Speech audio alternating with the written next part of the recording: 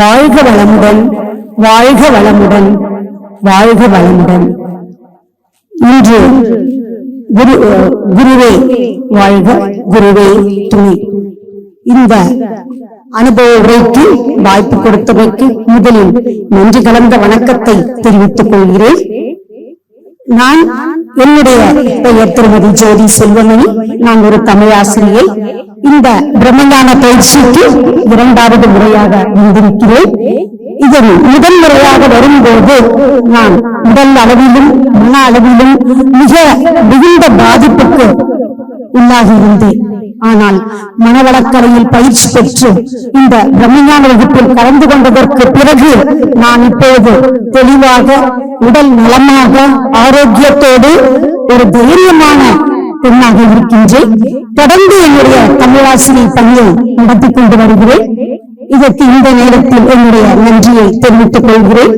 மேலும் இந்த சிறப்பான அம்சங்கள், இந்த ஆழியாறு அறிவுத்திருக்கோயிலின் சிறப்பான அம்சங்களாக சிலவற்றை சொல்ல விரும்புகிறேன்.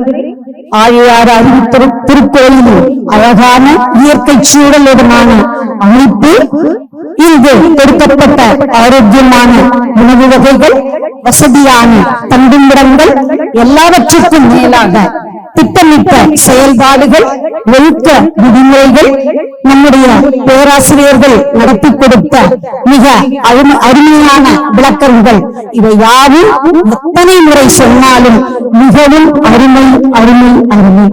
இந்த நிலையிலே நான் என்னுடைய ஆசிரியர் பணியை இந்த மனவளக்கலை பயிற்சிக்காக பயன்படுத்திக் கொண்டு வருகிறேன்.